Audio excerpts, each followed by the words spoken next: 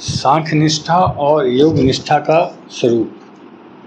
संपूर्ण पदार्थ मृग तृष्णा के जल की भांति अथवा स्वप्न की सृष्टि के सदृश मायामय होने से माया के कार्य रूप संपूर्ण गुण ही गुणों में बदलते हैं।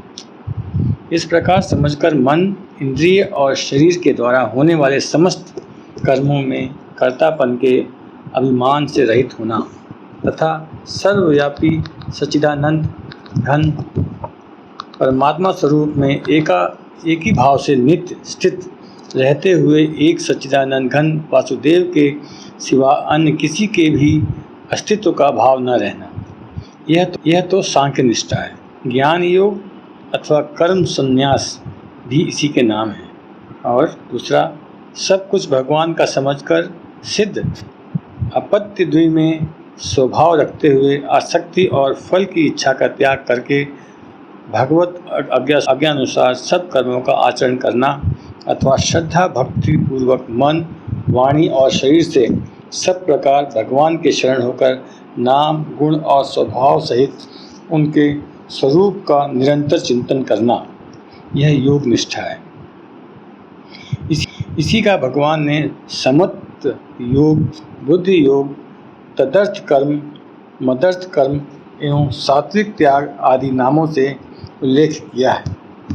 योग निष्ठा में सामान्य रूप से अथवा प्रधान रूप से भक्ति रहती है। गीतोक्त योग निष्ठा भक्ति से शून्य नहीं है। जहाँ भक्ति अथवा भगवान का स्पष्ट शब्दों में उल्लेख नहीं है, वहाँ भी भगवान की आज्ञा का पालन तो है। इस दृष्टि से भक्ति का संबंध वहाँ भी है ही। ज्ञान निष्ठा के साधन के लिए भगवान ने अनेक युक्तियाँ बतलाई हैं। उन सबका फल एक सच्चिदानंद घन परमात्मा की प्राप्ति ही है। ज्ञान योग के अवंतरण भेद कई होते हुए भी उन्हें मुख्य 4 विभागों में बांटा जा सकता है। पहला, जो कुछ है वह ब्रह्म ही है। दूसरा, जो कुछ सदृश वर्ग प्रतीत होता है वह मायामय है, वास्तव में एक सच्चिदानंद घन ब्रह्म के अतिरिक्त और कुछ भी नहीं है। तीसरा, जो कुछ प्रतीत होता है वह सब मेरा ही स्वरूप है, मैं ही हूँ। चौथा, जो कुछ प्रतीत होता है वह मायामय है, अनित्य है, वास्तव में है ही नहीं, केवल एक नित्य चेतना आत्मा मैं ही हूँ। इनमें से पहले 2 साधन तत्वमसि महावाक्य के तत्पद की दृष्टि से है और पिछले 2 साधन त्वम पद की दृष्टि से है। इन्हीं का स्पष्टीकरण इस प्रकार किया जा सकता है। पहला, इस चराचर जगत में जो कुछ प्रतीत होता है सब ब्रह्म ही है। कोई भी वस्तु एक सच्चिदानंद घन परमात्मा से भिन्न नहीं है। कर्म के साधन एवं उपकरण तथा स्वयं कर्ता सब कुछ ब्रह्म ही है। जिस प्रकार समुद्र में पड़े हुए बर्फ के ढेलों के बाहर और भीतर सब जगह जल ही जल पर्याप्त है तथा वे ढेले स्वयं भी जल स्वरूप ही हैं, उसी प्रकार समस्त चराचर भूतों के बाहर भीतर एकमात्र परमात्मा ही परिपूर्ण हैं तथा उन समस्त भूतों के स्वरूप में भी वे ही हैं। दूसरा, जो कुछ यह सदृश वर्ग है उसे माया में क्षणिक एवं नाशवान समझकर इन सब का अभाव करके केवल उन सब के अधिष्ठान रूप एक सच्चिदानंद घन परमात्मा ही है और कुछ भी नहीं है, ऐसा समझते हुए मन बुद्धि को भी ब्रह्म में तद्रुप कर देना तथा एवं परमात्मा में एक ही भाव से स्थित होकर उनके अपरोक्ष ज्ञान द्वारा उनके एकता प्राप्त कर लेना। तीसरा, चर अचर सब ब्रह्म है और वह ब्रह्म है, इसलिए सब मेरा ही स्वरूप है। इस प्रकार विचार कर संपूर्ण चराचर प्राणियों को अपना आत्मा ही समझना। इस प्रकार का साधन करने वालों की दृष्टि में एक ब्रह्म के सिवा अन्य कुछ भी नहीं रहता। वह फिर अपने इस विज्ञान नंद घन स्वरूप में ही आनंद का अनुभव करता है। चौथा, जो कुछ भी है मायामय तीनों गुणों का कार्य रूप सदृश वर्ग है, इसको और इसके द्वारा होने वाली सारी क्रियाओं को अपने से पृथक नाशवान एवं अनित्य समझना तथा इन सब का अत्यंत अभाव करके केवल भाव रूप आत्मा ही अनुभव करना।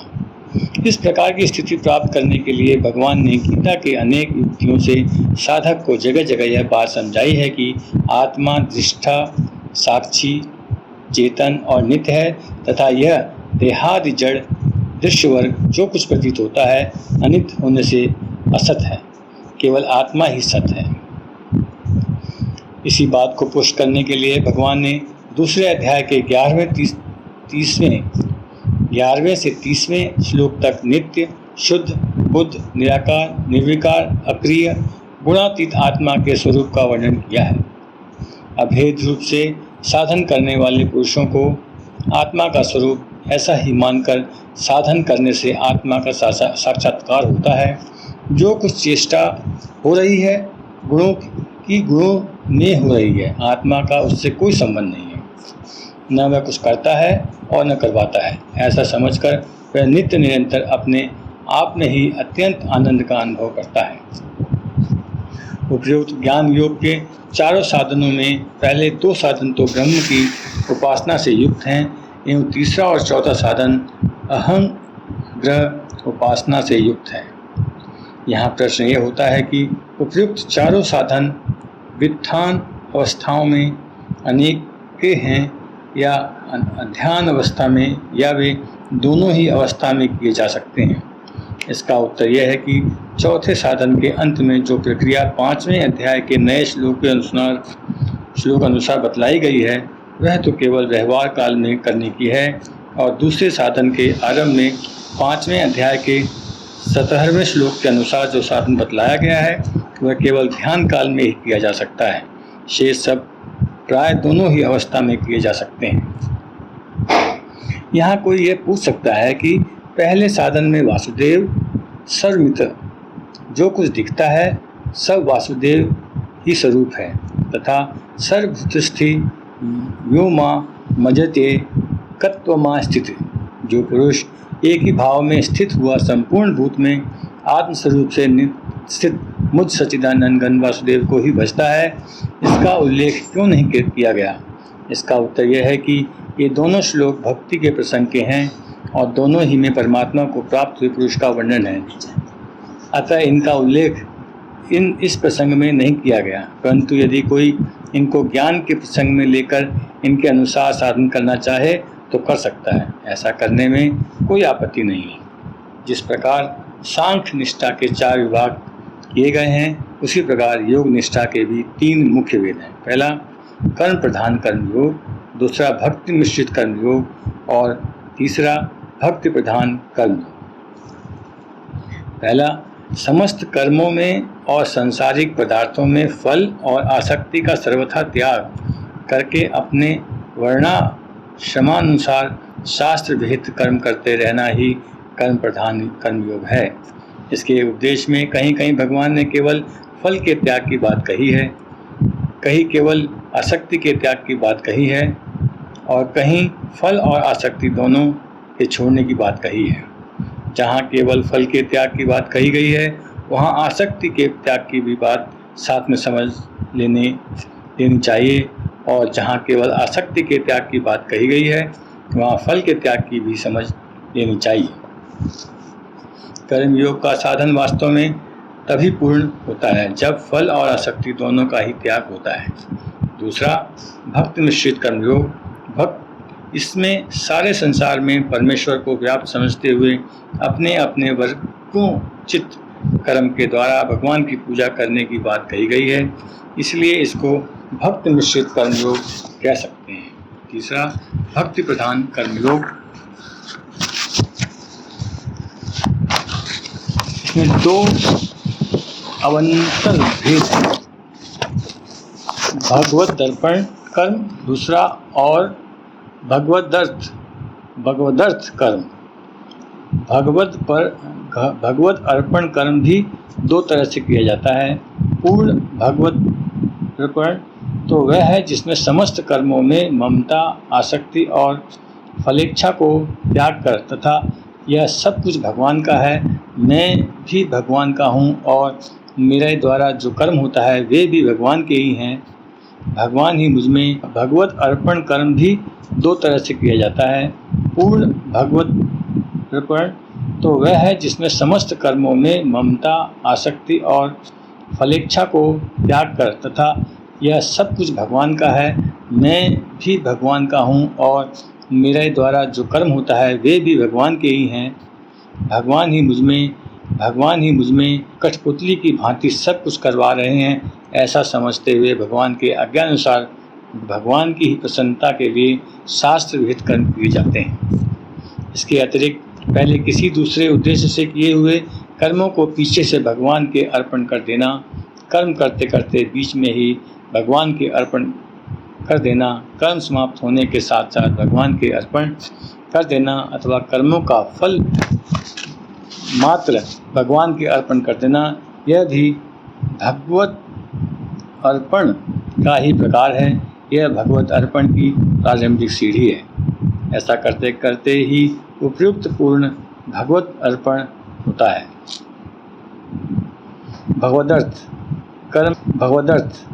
कर्म भी दो प्रकार के होते हैं, जो शास्त्र विहित कर्म भगवत प्राप्ति, भगवत प्रेम अथवा भगवत की प्रसन्नता के लिए भगवता ज्ञानुसार किए जाते हैं, वे तथा जो भगवान के विग्रह आदि का अर्चन तथा भजन ध्यान आदि उपासना रूप कर्म जो भगवान ही निमित्त है किए जाते हैं और स्वरूप से ही भगवत संबंधी होते हैं, वे दोनों ही भगवत कर्म के अंतर्गत आते हैं। इन दोनों प्रकार के कर्मों का मत कर्म और मदर्थ कर्म नाम से भी गीता में उल्लेख हुआ है, जिसे अन्यक भक्ति अथवा भक्ति योग कहा गया है। वह भी भगवत अर्पण और भगवदर्थ इन दोनों कर्मों में ही सम्मिलित हैं। इन सबका एक ही भगवत प्राप्ति ही है।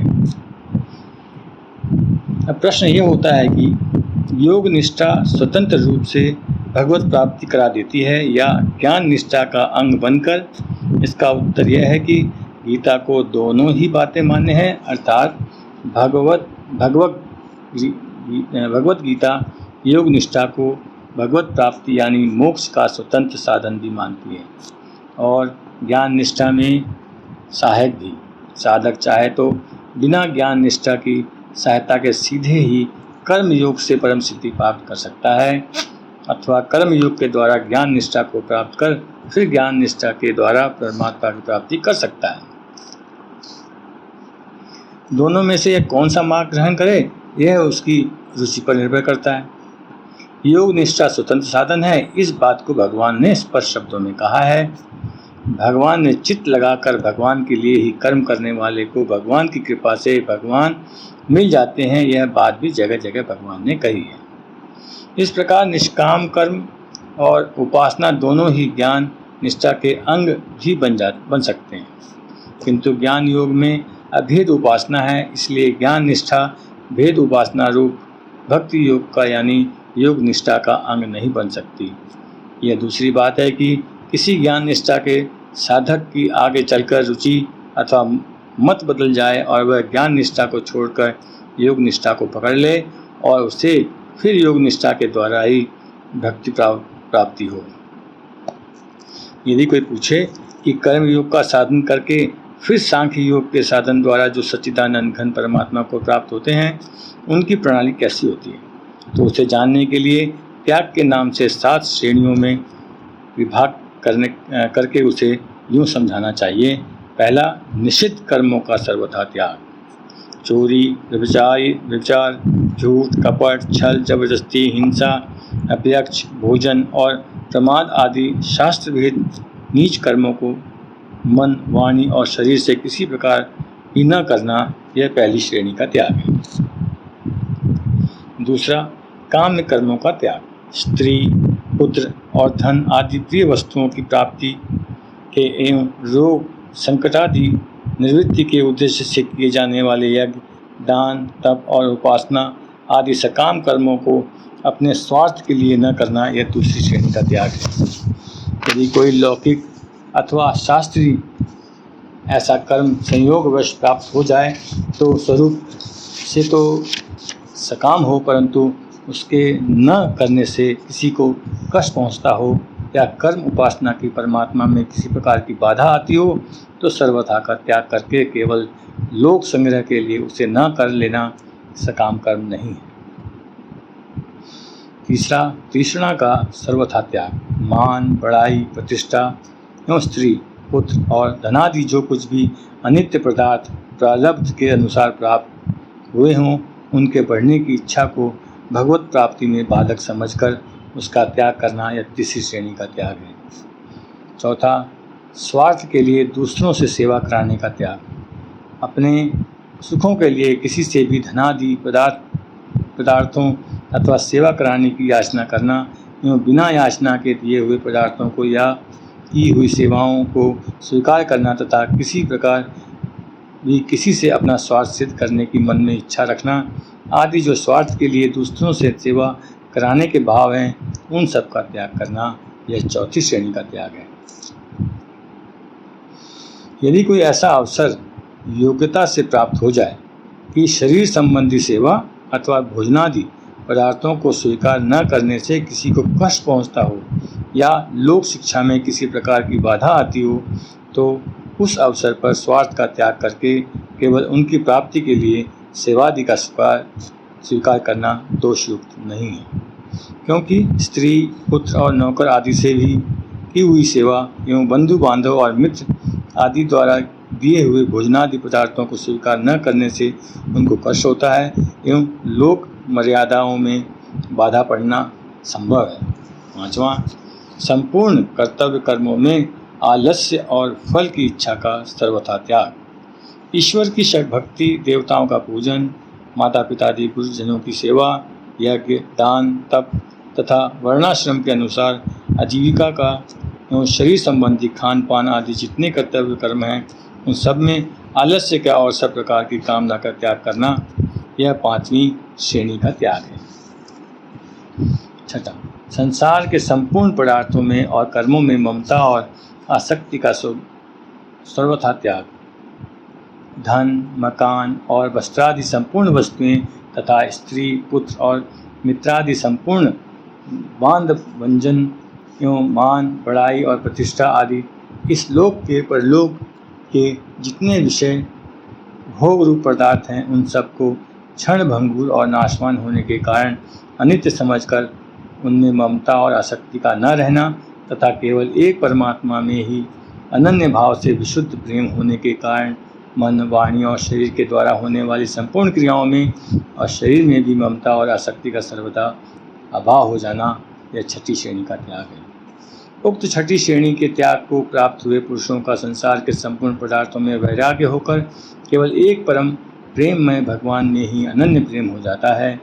इसलिए उनको भगवान के गुण, प्रभाव और रहस्य से भरी हुई विशुद्ध प्रेम के विषय की कथा का सुनना, सुनाना और मनन करना तथा एकांत देश में रहकर निरंतर भगवान का भजन, ध्यान और शास्त्रों के मर्म का विचार करना ही प्रिय लगता है। विषयासक्त मनुष्यों में रहकर हास्य, विलास, प्रमाद, निंदा, विषय योग और व्यर्थ बातों में अपने अमूल्य समय का एक क्षण भी जितना बिताना अच्छा नहीं लगता एवं उनके द्वारा संपूर्ण कर्तव्य कर्म भगवान के स्वरूप और नाम का मनन करते हुए भी बिना आसक्ति के केवल भगवदर्थ होते हैं। यह कर्म योग का साधन है। इस साधन के करते करते ही साधक परमात्मा की कृपा से परमात्मा के स्वरूप को तत्व जानकर अविनाशी परम पद को प्राप्त हो जाता है। किंतु यदि कोई सांख्य योग के द्वारा परमात्मा को प्राप्त करना चाहे तो उसे उपयुक्त साधन करने के अनंतर निम्नलिखित सातवीं श्रेणी की प्रणाली के अनुसार सांख्य योग का साधन करना चाहिए। सातवां, संसार, शरीर और संपूर्ण कर्मों में सूक्ष्म वासना और अहंभाव का सर्वथा त्याग। संसार के संपूर्ण पदार्थ माया के कर्म होने से सर्वथा अनित्य है और यह सच्चिदानंद घन परमात्मा ही सर्वत्र समभाव से परिपूर्ण है। ऐसा दृढ़ निश्चय होकर शरीर सहित संसार के संपूर्ण पदार्थों में और संपूर्ण कर्मों में सूक्ष्म वासना का सर्वथा अभाव हो जाना, अर्थात अंतःकरण में उनके चित्रों का संस्कार रूप से भी न रहना एवं शरीर में अहंकार का भाव सर्वथा अभाव होकर मन वाणी और शरीर द्वारा होने वाले संपूर्ण कर्मों में कर्तापन के अभिमान का लेश मात्र भी न रहना तथा इस प्रकार शरीर सहित संपूर्ण पदार्थों और कर्मों में वासना और अभाव का अत्यंत अभाव होकर एक सच्चिदानंद घन परमात्मा के स्वरूप में ही एक ही भाव से नित्य निरंतर दृढ़ स्थिति रहना, यह 7वीं श्रेणी का त्याग। इस प्रकार साधन करने से वह पुरुष तत्काल ही सच्चिदानंद घन परमात्मा को सुखपूर्वक प्राप्त हो जाता है। किंतु जो पुरुष उक्त प्रकार से कर्म योग का साधन न करके आरंभ से ही सांख्य योग का साधन करता है, वह परमात्मा को कठिनता से प्राप्त होता है। संन्यास्तु महाबाहो दुखमाप्त तुम योगतः। यहाँ यह प्रश्न होता है कि कोई साधक एक ही समय में दोनों निष्ठाओं के अनुसार साधन कर सकता है या नहीं? यदि नहीं तो क्यों? इसका उत्तर यह है कि सांख्य योग और कर्मयोग, इन दोनों साधनों का संपादन एक काल में एक ही पुरुष के द्वारा नहीं किया जा सकता, क्योंकि कर्मयोगी साधन काल में कर्म फल को, परमात्मा को और अपने को भिन्न भिन्न मानकर कर्म फल और शक्ति का त्याग करके ईश्वरार्थ या ईश्वरार्पण बुद्धि से समस्त कर्म करता है। और सांख्य योग की माया से उत्पन्न संपूर्ण गुण ही गुणों में बरत रहे हैं अथवा इंद्रियां ही इंद्रियों के अर्थ में बरत रही हैं, ऐसा समझकर मन, इंद्रिय और शरीर के द्वारा होने वाली संपूर्ण क्रियाओं में कर्तापन के अभिमान से रहित होकर केवल सर्वव्यापी सच्चिदानंद परमात्मा के स्वरूप में अभिन्न भाव से स्थित रहता है। कर्मयोगी अपने को कर्मों का कर्ता मानता है, सांख्य योगी कर्ता नहीं मानता। कर्मयोगी अपने कर्मों को भगवान के अर्पण करता है, सांख्य योगी मन और इंद्रियों के द्वारा होने वाली अहंता रहित क्रियाओं को कर्म ही नहीं मानता। कर्मयोगी परमात्मा को अपने से पृथक मानता है, सांख्य योगी सदा अभेद मानता है। कर्मयोगी प्रकृति और प्रकृति के पदार्थों की सत्ता स्वीकार करता है, सांख्य योगी एक ब्रह्म के सिवा किसी की सत्ता नहीं मानता। कर्मयोगी कर्म फल और कर्म की सत्ता मानता है, सांख्य योगी न तो ब्रह्म से भिन्न कर्म और उनके फल की सत्ता ही मानता है और न ही उनसे अपना कोई संबंध ही समझता है। इस प्रकार दोनों की साधन प्रणाली और मान्यता में पूर्ण और पश्चिम की भांति महान अंतर है। ऐसी अवस्था में दोनों निष्ठाओं का साधन एक पुरुष एक काल नहीं कर सकता। जैसे किसी मनुष्य को भारतवर्ष से अमेरिका न्यूयॉर्क शहर को जाना है, तो यदि ठीक रास्ते होकर यहाँ से पूर्व दिशा में जाता रहे तो भी अमेरिका पहुँच जाएगा, और पश्चिम की ओर चला रहे तो अमेरिका पहुँच जाएगा। वैसे ही सांख्य योग और कर्मयोग की साधन प्रणाली में परस्पर भेद होने पर भी जो मनुष्य किसी एक साधन में दृढ़तापूर्वक लगा रहता है, वह दोनों ही एकमात्र परम लक्ष्य परमात्मा का शीघ्र पहुँच जाता है।